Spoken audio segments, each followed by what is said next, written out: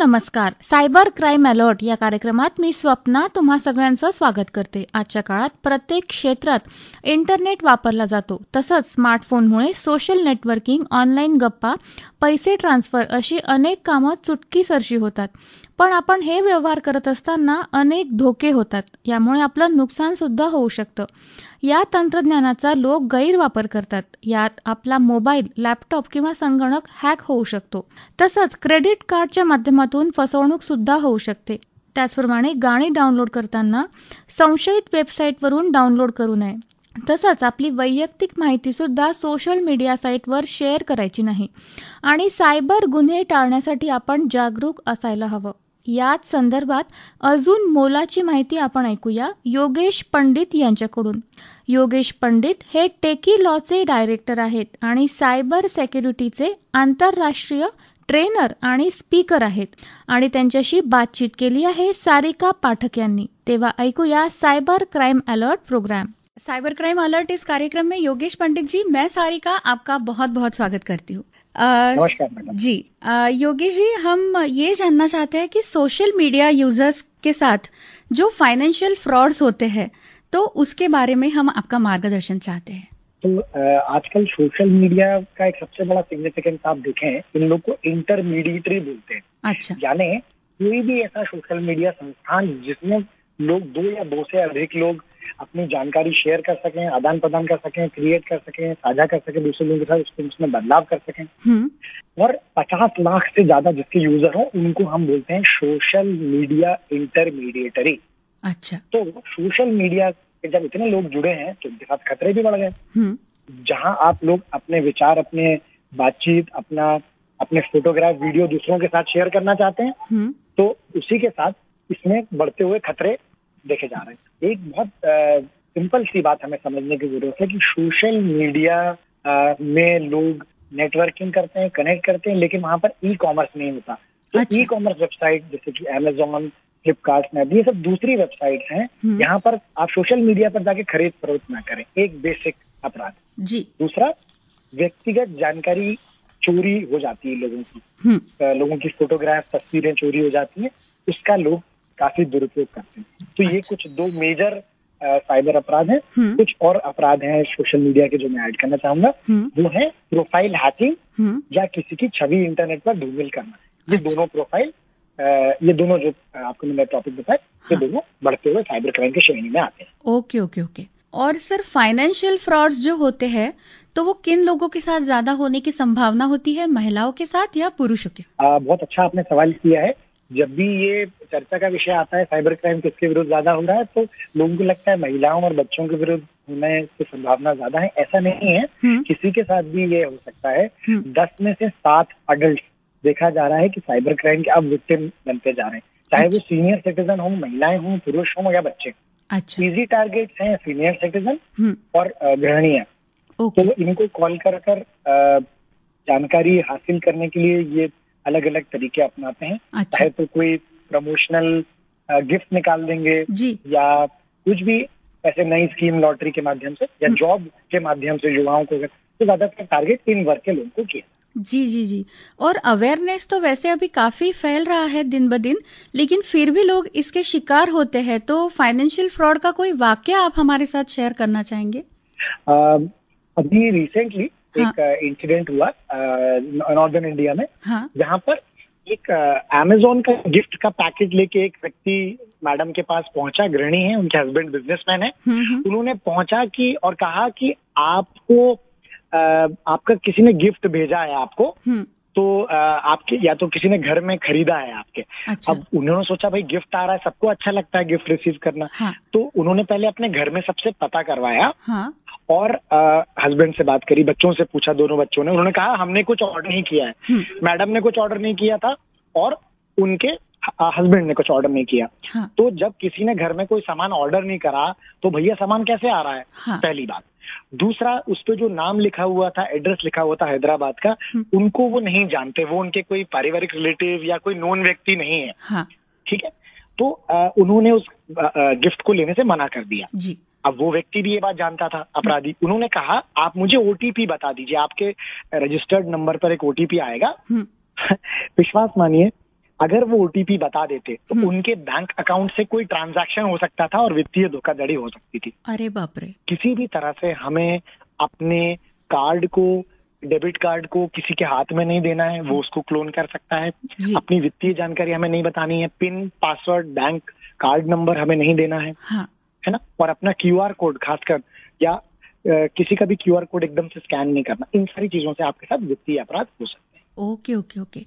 और सर फिर इस प्रकार के सोशल मीडिया के माध्यम से जो फाइनेंशियल फ्रॉड हो रहे हैं, उससे बचने के लिए आम नागरिक ने क्या करना चाहिए? जी, सबसे पहली बात तो देखिए, आपकी जो ईमेल है, साइबर सुरक्षा का बहुत बड़ा बिंदु है कि ईमेल आपके डिजिटल कंटेंट की बैकबोन है। आजकल लोगों ने अपने मोबाइल को भी उससे कनेक्ट किया हुआ है। जी, ठीक है। तो एक बात आप बिल्कुल ध्यान रखें कि किसी भी तरह से ना आपको अपना मोबाइल, अपना जो पेमेंट का नंबर है वो कहीं पर डालना है इंटरनेट पे, ना अपनी कोई व्यक्तिगत जानकारी किसी को शेयर करनी है, क्योंकि थोड़ी थोड़ी जानकारी से लोग क्या करते हैं, पूरी जानकारी बना लेते हैं। ये हो सकता है आपको कॉल कर कर बोलें, अरे मैडम, अरे सर, आपका इंटरनेट नहीं चल रहा है, और आप घबरा जाएं, बारिशों के दिन है। उन्होंने बोला ठीक है, तो आपने, जो विक्टिम है उसने बताया कि हमारा इंटरनेट का कंप्लेंट ठीक है, कोई दिक्कत नहीं है। तो वो आपको ये बोलेंगे, बिल्कुल कस्टमर केयर वाले व्यक्ति बन के वो आपको बोलेंगे कि आप ठीक है, कस्टमर सुविधा के लिए एक बार एड्रेस वेरीफाई करा दे। जैसे ही आपका एड्रेस उन्हें पता चल जाता है, अपराधियों को, अफेंडर्स को, उसके बाद वो टेलीकॉम में खुद कॉल करते हैं। अच्छा। और टेलीकॉम वाले जो एक्चुअल कस्टमर केयर है, उनको क्या चाहिए, उनको आपका नाम, डेट ऑफ बर्थ, एड्रेस, यही सब मालूम करके तो आपके बारे में पता करते हैं। जी। तो उसके बाद वो एक्चुअली आपके डेटा के अंदर बदलाव कर सकते हैं और आपके नाम पर फर्जी सर्विसेज चालू करा सकते हैं, क्योंकि आपके बारे में लगभग उन्हें पूरी जानकारी पहले वो हासिल कर चुके हैं। तो बस इन सारी चीजों से आपको बचाव रखना है। जी। सर, हाल ही में ऐसा सुनाई आया है कि व्हाट्सएप पर वीडियो कॉल करने के लिए या तो महिलाएं पुरुषों को ऐसा करती है या वाइस वर्सा होता है, और फिर इसके माध्यम से अगर कुछ फोटो शेयर होते हैं, कुछ शेयर होता है, तो कुछ फ्रॉड्स होते हैं। तो इसके बारे में हमें अवगत कराइए। इन मैटर्स को कहते हैं सेक्सटॉर्शन। अच्छा। और आप ध्यान दें, अगर किसी भी तरह से आपको एकदम से कोई अनजान महिला आपको फ्रेंड रिक्वेस्ट भेज रही हैं, जो चाहे कितनी भी अच्छी दिखे, आप अगर उन्हें रियल लाइफ में नहीं जानते तो आप उन्हें रियल लाइफ में कनेक्ट ना करें। ये मैसेज मैं सबको देना चाहूंगा। रियल लाइफ में आप किसी को जानते हैं, उसी को रियल लाइफ में जोड़ें। और लोग क्या करते हैं, ऐसे अनजान लोगों को ऐड कर लेते हैं, फिर आपको एकदम से वीडियो कॉल रात में, शाम को कभी भी आना शुरू हो जाता है। उसमें नग्न तस्वीरें या रिकॉर्डिंग चलाई जाती हैं अपराधियों द्वारा। आपका चेहरा चूंकि वीडियो कॉल पे दिख रहा होता है, तो ज्यादातर एंड्रॉइड फोन्स में फोन रिकॉर्डिंग का ऑप्शन अब मौजूद है। वो आपकी रिकॉर्डिंग कर लेते हैं और फिर आपको उसी रिकॉर्डिंग को इंटरनेट पर कहीं डाल के, यूट्यूब वगैरह पर डालकर आपसे ब्लैकमेलिंग, एक्सटॉर्शन के माध्यम से पैसे की मांग करते हैं। तो आप सब इन चीजों से सचेत रहें। जी जी जी। और सर, अगर किसी के साथ फाइनेंशियल फ्रॉड होता है तो उस समय कानून की किस प्रकार की मदद हम ले सकते हैं? बहुत अच्छा आपने सवाल किया है मैडम। cybercrime.gov.in दोहराना चाहूंगा, CYBERCRIME, यानी cybercrime.gov.in पर जाकर आप साइबर क्राइम की रिपोर्ट लिखवा दें। आरबीआई का जो गाइडलाइन है वो ये कहता है, सर्कुलर ये कहता है कि आप 3 दिवस की अवधि में, 3 दिन के अंदर अंदर अगर आप रिपोर्ट कराते हैं तो 25,000 तक के ट्रांजैक्शन की कस्टमर की जीरो लायबिलिटी होती है। जी। इसका एक हेल्पलाइन नंबर भी है वित्तीय अपराध के लिए, 1930। जी जी सर, 1930। इसमें आप कभी भी अपने रजिस्टर्ड नंबर से कॉल कर कंप्लेंट आप दर्ज कराएं। जी सर। योगेश जी, पैसा चला भी गया है तो वो ना रिटर्न हो जाएगा। अच्छा अच्छा। अब ये पूछना चाहेंगे हम कि इस प्रकार के अगर फाइनेंशियल फ्रॉड्स होते हैं और पैसे भी नुकसान हो जाता है हमारा पैसों का, तो क्या पुलिस और कानून के माध्यम से वो पैसे रिकवर हो सकते हैं? बहुत अच्छा आपने कहा। पुलिस और बैंक को कंप्लेंट करने से भी अगर आपको मदद नहीं मिलती तो आप लोकपाल के ऑफिस में कंप्लेंट कर सकते हैं, बैंक के ओम्बड्समैन में। अच्छा।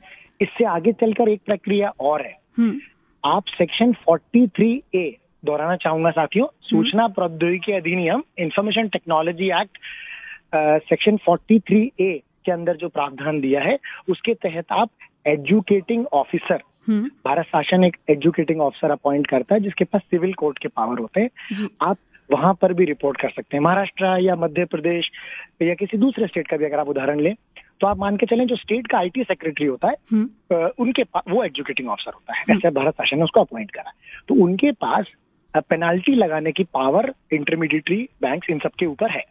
और ये छोटी मोटी पेनाल्टी नहीं है, ये करोड़ में है। अच्छा, तो मुझे लगता है इस जवाब से आप लोगों को पूरी जानकारी मिली होगी। जी जी जरूर। और योगेश सर, रोजमर्रा की जिंदगी में हम मोबाइल के माध्यम से पेमेंट करते हैं, कोड स्कैन करते हैं, UPI पेमेंट करते हैं, तो ये कितना सेफ है और किस प्रकार की हमें ये सब यूज करते समय सावधानियां बरतनी चाहिए?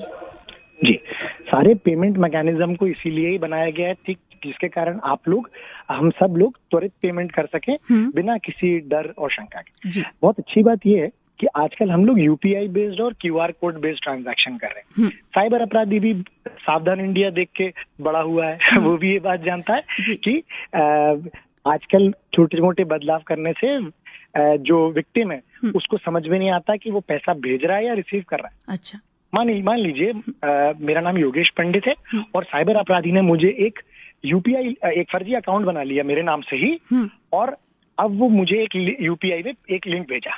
तो जब मैं उसको ओपन करूंगा तो मुझे दिखा रहा है क्रेडिटेड, यानी मैंने पैसा उसको भेजा है बेसिकली, लेकिन चूंकि नाम अपराधी ने अपना वही कर लिया तो मुझे लग रहा है कि भाई मुझे रिसीव हो रहा है। अच्छा, इस तरह की गलतियों से आप बचें। आपको एकदम से अगर कोई UPI लिंक भेजे उस पर क्लिक करके प्रोसीड मत करिए। ध्यान देना, इस बात पर ध्यान दिलाना चाहूंगा आपका कि जब आपको पैसा रिसीव करना है किसी से तो आपको कुछ भी करने की जरूरत नहीं, पैसा अपने आप आता है आपके अकाउंट में। अच्छा। आपको ओके दबाने की जरूरत, OTP बताने की जरूरत, कुछ भी करने की जरूरत नहीं है साथियों। इस बात पर जरूर गौर करें। जी जी। और योगेश जी, कार्यक्रम के अंत में साइबर क्राइम से बचने के लिए टिप्स क्या देंगे आप हमें? मैंने लगभग आपको काफी सारी टिप्स दी, बस एक अंतिम टिप ये देना चाहूंगा कि जरूरत से ज्यादा व्यक्तिगत जानकारी सोशल मीडिया या किसी को भी देने से बचें। अगर आप वित्तीय ट्रांजैक्शन करने में आपको खतरा लग रहा है तो अपना जो बैंक अकाउंट है, जो बैंक अकाउंट से आपको जो कार्ड मिला है, डेबिट कार्ड, उसको आप इस्तेमाल करने से अगर घबरा रहे हैं, आपको बहुत ऐसा लग रहा है कि मेरा कार्ड क्लोन हो सकता है, तो एक बहुत अच्छी सुविधा ज्यादातर बैंक प्रोवाइड करते हैं जिनको बोलते हैं वर्चुअल कार्ड। अच्छा। आप उदाहरण के रूप में देना चाहूंगा, SBI की वेबसाइट पर जाइए। SBI में वेबसाइट में आपको ऑप्शन आएगा कार्ड्स, SBI कार्ड्स पे क्लिक करिए, वर्चुअल कार्ड पे क्लिक करिए और जो भी राशि आप बनाना चाहते हैं उतनी राशि का एक वर्चुअल कार्ड आप बना लीजिए। उदाहरण के रूप में, भाई मैं अपने परिचित को या अपने दोस्त को, अपनी वाइफ को, अपने बच्चों को, किसी को एक 1500 से 5000 तक का ट्रांजैक्शन का कार्ड देना चाहता हूँ। मैंने अपनी वैल्यू निर्धारित कर ली और ये इतने अमाउंट का मैंने वर्चुअल कार्ड बना लिया। उसका मुझे एक नया कार्ड नंबर, एक्सपायरी डेट और CVV नंबर मिल गया। कितनी अच्छी बात है। अच्छा। अब ये मैं किसी को भी फोटो खींच के भी भेज सकता हूँ उस कार्ड की, क्योंकि 5000 के ऊपर तक के ऊपर कोई व्यक्ति उसको यूज ही नहीं कर सकता। अच्छा। और सबसे अच्छी बात, अगर उसने यूज नहीं करा तो 24 घंटे के अंदर वो कार्ड अपने आप को सेल्फ डिस्ट्रक्ट कर लेगा और जो पैसा राशि मैंने रिजर्व करी थी वो वापस मेरे खाते में वापस आ जाएगी। तो ये आजकल एक बहुत अच्छी उपयोगिता आजकल आ गई है। मुझे लगता है मैंने जितनी भी सारगर्भित जानकारी अपने लिसनर्स के साथ शेयर करी वो आपको काम आएगी। जी जी। और एक छोटा क्वेश्चन है कि क्या आजकल वो जो ऑनलाइन वॉलेट हम लोग यूज कर रहे हैं वो इसी से रिलेटेड है जो आपने हमें बताया अभी? जो ऑनलाइन वॉलेट है वो UPI और QR से रिलेटेड है, वो मैंने आपको पहले ही कवर कर दिया। जी जी। तो वो भी हम यूज कर सकते हैं, वो भी सेफ है सर? बिल्कुल सेफ है, बिल्कुल सेफ है, बिल्कुल सेफ है। बस वही सावधानियां रखनी जो मैंने आपको बताई। योगेश जी, जाते जाते हम इसी से रिलेटेड आपसे कुछ किस्सा जरूर सुनना चाहेंगे जिससे श्रोताओं को लाभ हो। एक बहुत सिंपल मैटर है। हाँ? मेरे केयर टेकर हैं, मेरे बुजुर्ग पिताजी हैं, पुलिस सेवा से निवृत्त हैं। हाँ? घर का एक किस्सा बताऊंगा, आप मेरे सारे लिसनर्स मेरे घर के अब देखिए, उसको मेरा केयर टेकर बहुत सीधा है, बहुत सरल लड़का है, अच्छा व्यक्ति है। उसको एकदम से सेकंड हैंड बाइक लेने का मन किया। इंटरनेट पर गया, OLX पे तमाम लोग तमाम चीजें बेचते हैं। ऐसा उसने मुझे बताया कि एक आर्मी ऑफिसर है। हाँ? जो अपनी बाइक बेचना चाहता है जल्दी से जल्दी, 24,000 रुपए मात्र। हाँ? पुष्टि करने के लिए हम जानकारी और हासिल करते हैं। तो उसने भी क्या करा, व्हाट्सएप पर उससे बात करी। भाई उन्होंने अपना Aadhaar card, ID card, army ID, PAN card, photograph सब भेज दिया, बाइक की फोटो सब भेज दिया, और कहने लगा कि आप मात्र मुझे 12,000 भेज दीजिए। इंदौर से भोपाल जब आपकी बाइक आ जाएगी, इंदौर से भोपाल जब आपकी बाइक आ जाएगी तो बाकी के 12,000 दे देना। मैंने इसको समझाया, मैंने कहा विश्वास मत करो, ये तुम्हारे 12 भी चले जाएंगे। और यकीन दिलाता हूँ मेरे सारे लिसनर्स को, सिर्फ गूगल पे जाके सर्च करिए इंडियन आर्मी ID कार्ड या कोई भी किसी पुलिस संस्थान के ID कार्ड, नकली फर्जी ID कार्ड वहां पर मिलते हैं। अच्छा, कृपया इनसे सावधान रहें किसी की बातों में, सिर्फ इसलिए कि वो एक विश्वास की यूनिफॉर्म में आपको भेज रहा है। आप ऐसे विश्वास ना करें। जी, तो हम कैसे बचे? आप इसकी या तो पुष्टि कर लें, या अगर आपको कोई सामान लेना है तो सिर्फ रिकॉग्नाइज सेंटर से खरीदें। वित्तीय ट्रांजैक्शन अननोन व्यक्ति को कभी ना करें। जी योगेश पंडित जी, साइबर क्राइम इस विषय में आपने बहुत सारे वाकया हमें बताए और हमें कैसे बचना चाहिए, इससे हम बहुत अच्छा मार्गदर्शन प्राप्त हुआ है आपसे। हम आपके बहुत बहुत आभारी है। श्रोते हो, आपण ऐकत होतो सायबर क्राईम अलर्ट हा कार्यक्रम। यात आपण योगेश पंडित यांच्याशी सारिका पाठक यांनी केलेली बातचीत ऐकलीत। यातून आपल्याला नक्कीच लाभ मिळेल अशी आशा करते। तेव्हा मी स्वप्ना या कार्यक्रमाचे सादर करते डॉक्टर विजय सिंग राजपूत यांच्याबरोबर तुमची रजा घेते। धन्यवाद, नमस्कार।